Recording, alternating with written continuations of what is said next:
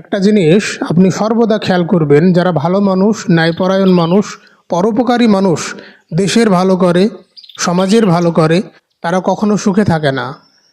যারা দুষ্কৃতিপরায়ণ, সমাজকে যারা লুটে পুটে খেতে চায়, এই সমস্ত মানুষরা সর্বদা ভালো মানুষদেরকে কষ্ট দেয়। তেমন একটি হাদিস আজকে আমরা জানব সহিহুল বুখারী থেকে। হাদিসটি শেষ পর্যন্ত শুনতে আমাদের সঙ্গে থাকুন। হাদিস নম্বর 3906। উম্মুল মুমিনিন আয়েশা রাদিয়াল্লাহু তাআলা আনহা তিনি বর্ণনা করেন যে আমার পিতা আবু বকর রাদিয়াল্লাহু তাআলা আনহুকে ইসলাম দিন ছাড়া অন্য কোনো দিন পালন করতে কখনোই দেখিনি, এবং এমন কোনো দিন আমি দেখিনি যেদিন প্রিয় নবী সাল্লাল্লাহু আলাইহি ওয়াসাল্লাম আমাদের বাড়িতে আসেননি। এমন কোনো দিন নাই, প্রতিদিন আসতেন।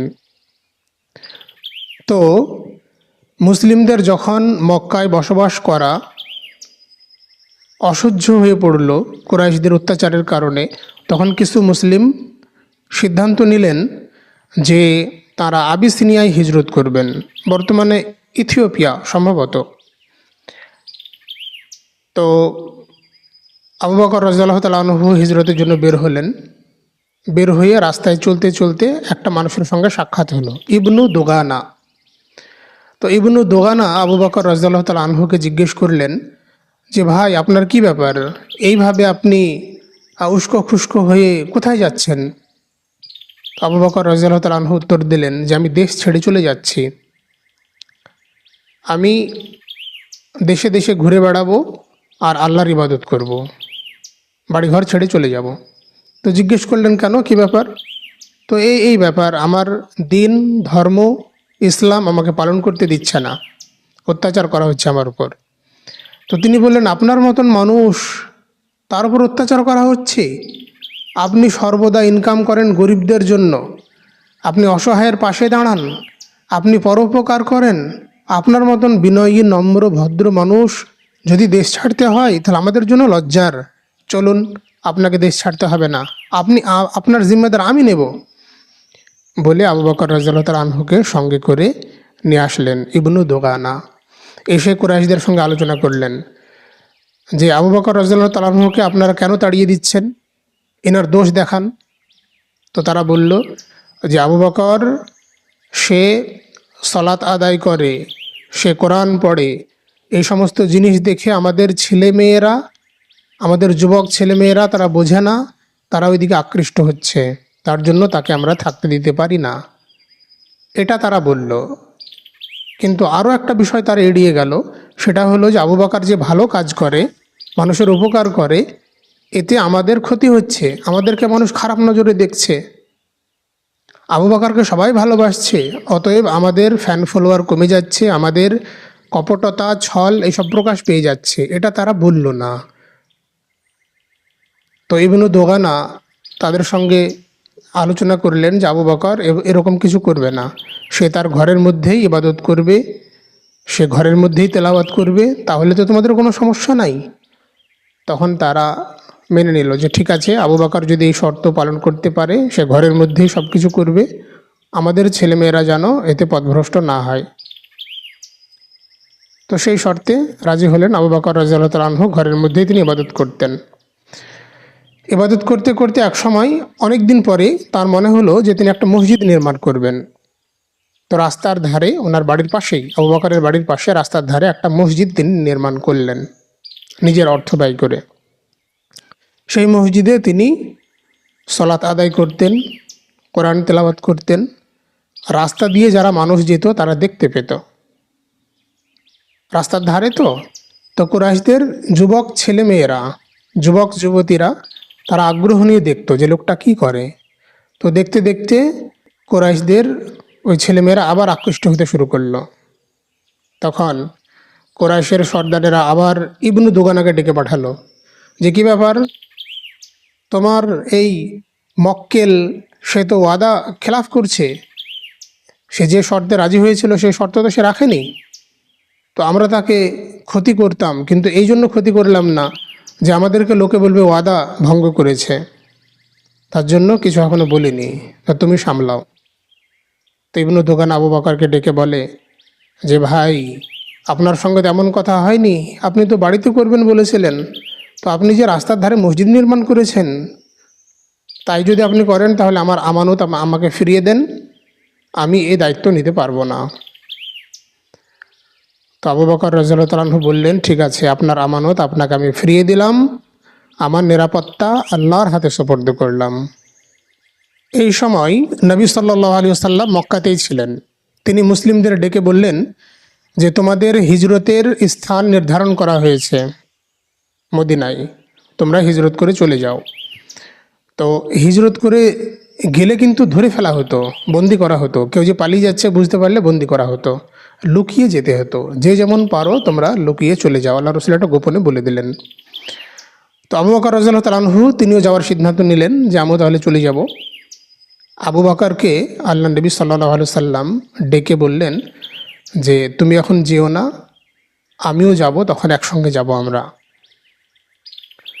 তো আবু বকর রাদিয়াল্লাহু তাআলা আনহু অত্যন্ত খুশি হলেন এবং তিনি এই কথা শোনার পর দুটি উট ছিল আবু বকর রাদিয়াল্লাহু তাআলা আনহুর, সেই উট দুটি তিনি প্রস্তুত করতে লাগলেন। 4 মাস ধরে তিনি বাবলার পাতা খাইয়ে উট দুটিকে তরতাজা করলেন। তারপর একদিন সময় আসলো হিজরত করার। রাসূলুল্লাহ সাল্লাল্লাহু আলাইহি সাল্লামকে সাথে নিয়ে আবু বকর রাদিয়াল্লাহু তাআলা আনহু রাত্রের অন্ধকারে মদিনার উদ্দেশ্যে মক্কা থেকে হিজরত করলেন। দীর্ঘ 450 মাইলের পথ। তো পেছনে ভয় ছিল যে কুরাইশরা জানতে পারলে ধরে ফেলবে। তো খোঁজ খবর যখন শুরু হয়ে গেল যে কোথায় গেছে দেখো, তাদেরকে পাওয়া যাচ্ছে না, তারা মনে হয় পালিয়েছে। আল্লাহ রসুল সাল্লাল্লাহু আলাইহি ওয়াসাল্লাম সাউর পর্বতের গুহাতে আশ্রয় নিলেন। সেখানে 3 দিন অবস্থান করেছিলেন। সেই গুহাতে 3 দিন সেখানে ছিলেন। আরও ঘটনা আছে।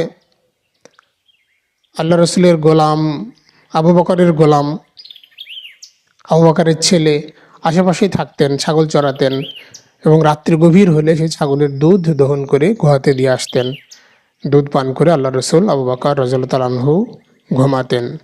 এইভাবে 3 দিন পর যখন যাত্রা শুরু করলেন, তখন এক অভাবনীয় একটি ঘটনা ঘটল। যাত্রা শুরু করার পর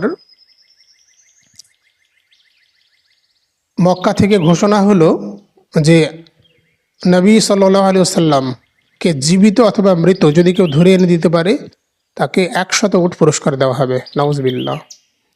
তো এই অফারটি লুফে নিল সুরাকা ইবনে মালিক, একজন কুরাইশদের যোদ্ধা। তো সে পেছনে ধাওয়া করতে যেতে আল্লাহ রসুলকে সে দূর থেকে দেখতে পেল যে আল্লাহ রসুল, আবু বকর এবং আরও সঙ্গে কয়েকজন যাচ্ছে। তো সে যখন কাছাকাছি পৌঁছালো, সে বলছে যে আমি তেলাওয়াত শুনতে পাচ্ছি আল্লাহ রসুলের। তো আমি তরবারি বের করে যখন আক্রমণ করতে যাব, ঠিক সেই সময় আমার ঘোড়ার পা মাটিতে হাঁটু পর্যন্ত বসে গেল, দেবে গেল। তো আমি উল্টে পড়ে গেলাম। তখন আমি মনে মনে ভাবলাম যে কী হলো এটা।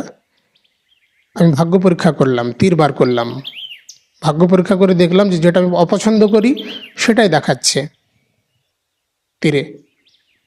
তো আমি সেটা উপেক্ষা করে আমি আবার পেছনে ধাওয়া করলাম। কাছাকাছি পৌঁছাতেই আবার ঘোড়ার পা বসে গেল, আমি পড়ে গেলাম উল্টিয়ে। এইভাবে কয়েকবার ঘটার পর আমি আল্লাহ রসুলকে ডাক দিলাম এবং নিরাপত্তা চাইলাম যে আল্লাহ রসুল আমাকে নিরাপত্তা দেন, আমি মস্ত বড় ভুল করেছি। রাসূলুল্লাহ সাল্লাল্লাহু আলাইহি সাল্লাম তিনি দয়াময়, অত্যন্ত দয়াময়। তিনি তাদের জন্য দোয়া করলেন এবং একটা জিনিস চাইলেন তার কাছে যে তুমি আমাদের বিষয়টি গোপন রাখবে। তো সুরাকা ফিরে আসলো নিরাপত্তার সাথে, তার আর কোনো ক্ষতি হলো না। এবং অন্যান্য মানুষ যারা খোঁজাখুঁজি করছিল আল্লাহ রসুলকে, তাদেরকে ধরে ধরে বলতে লাগলো যে ওদিকে আমি দেখে আসলাম, ওদিকে আল্লাহ রসুল নাই। মিথ্যা বললো সে মানুষকে ডিস্ট্র্যাক্ট করার জন্য।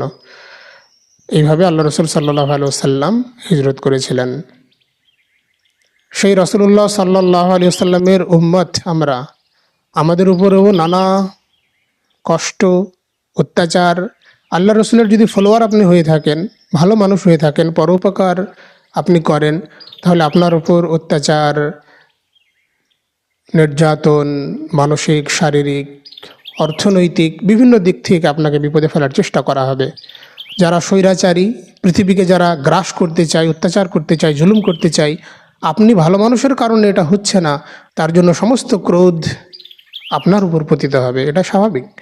তার জন্য ভালো কাজ আপনি এখন এই যুগে যদি করেন, গোপনে করেন, মানুষকে দেখানোর দরকার নাই, নিজেকে এক্সপোজ করার দরকার নাই, গোপনে আপনি ভালো কাজ করে যান, নিজেকে ভালোবাসুন, নিজের সুরক্ষা নিশ্চিত করুন, আল্লাহর উপর ভরসা রাখুন।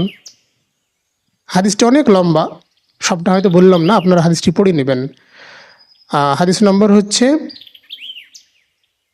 কত নম্বর হাদিস দেখলাম, আমি স্ক্রিনে দিয়ে দিব হাদিস নম্বরটি, আপনারা দেখে নেবেন। 3906 নম্বর হাদিস, সহিহুল বুখারী 3906 নম্বর হাদিস, অনেক দীর্ঘ একটি হাদিস। শেষ জামানায় জ্ঞান অর্জন ছাড়া আপনি বাঁচতে পারবেন না। ইমান যদি তাজা করতে হয়, আপনি জ্ঞান অর্জন করুন। এই জ্ঞান আপনাকে ইমানের চারাটিকে জল দিয়ে, পানি দিয়ে সতেজ রাখবে।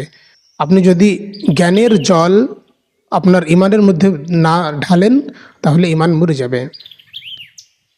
আসসালামু আলাইকুম।